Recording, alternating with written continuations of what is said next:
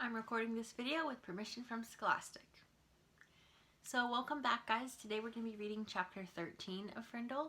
If you recall, in chapter 12 we learned that Nick's word is blowing up like crazy, and Nick's dad actually met with somebody who wanted to sign the rights of the word away to him so that guy could make money. And I wonder, can you stop and remember what Nick's dad did? Take a second, because it was different than my prediction. So if you stop and recall, Nick's dad did sign those forms, giving, let's see, what was his name? Oh yeah, Bud Lawrence. Giving him the rights to sell things with the word on it and make money from it. So that's kind of what we learned in the last chapter. So let's see, chapter 13 looks really short, but we will see what happens. So this next chapter is called Ripples. But life did settle back to normal in Westfield.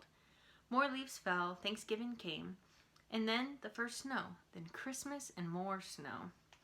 Fall and winter seemed to calm everything down and drive everyone into their own houses.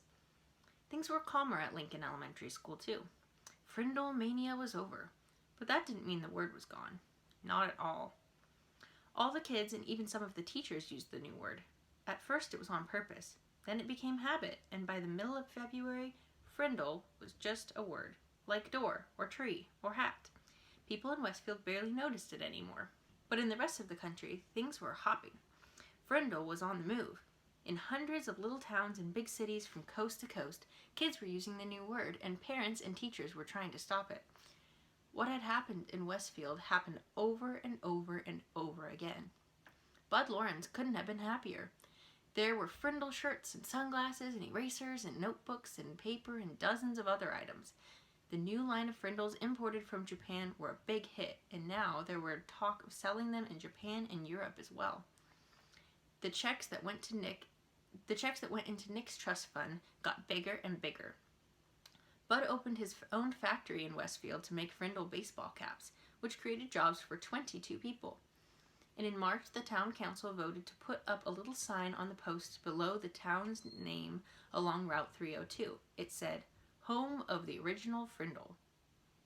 So here's the sign that says the little snippet about Frindle underneath the "Welcome to Westfield" sign. And Miss Granger? She seemed to have given up, or perhaps she had been ordered to. No one knew. Her poster about the forbidden word had quietly disappeared from the bulletin board, and kids were not staying after school writing sentences anymore. It was business as usual. Except for one thing. Everyone in 5th grade got at least one word wrong on his or her spelling test each week. Every week, the first word at the top of Miss Granger's list was pen. And each Friday, during the spelling test, every kid spelled it Frindle. So, Miss Granger is still refusing to use the word Frindle, and she's putting it on her spelling test. She's saying the word pen, and all the kids are rebelling, and instead of spelling the word pen, P-E-N, which is very simple, they're writing Frindle instead. Nick was sort of a celebrity for a while. Everyone had seen him on The Late Show and The Good Morning America, and 2 or 3 other TV shows. John and Chris and all of his friends kept asking about what it was like to ride in a limousine.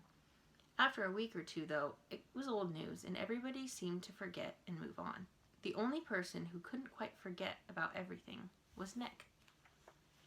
So that chapter was pretty short and sweet, but we did learn a little bit more about kind of what's happening in the story right now. So I want you to think about the title of this chapter. I said earlier that it's called Ripples. Who knows what a ripple is? Like, why would this chapter be titled that? I want you to pause and think about that. So after maybe you paused the video and thought about that, a ripple, when I think of the word ripple, I think of if you throw a rock in the water, usually it goes down underwater, and then there's all these little rings, all these little ripples in the water that go out and out and out. They're the effects of throwing the rock in the water.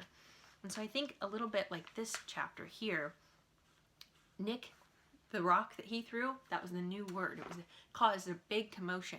And now there's all these little after effects and these little ripples that are happening. And things are kind of fading out a little bit. But we learn at the very end of this chapter that even though other people seem to be forgetting about the word, like Nick can't forget about it because it's his word and he's kind of the one who's in the spotlight. So I want you to think about that, maybe make a prediction for where you think this story is going to head, and then tune into chapter 14 in our next video. Bye guys.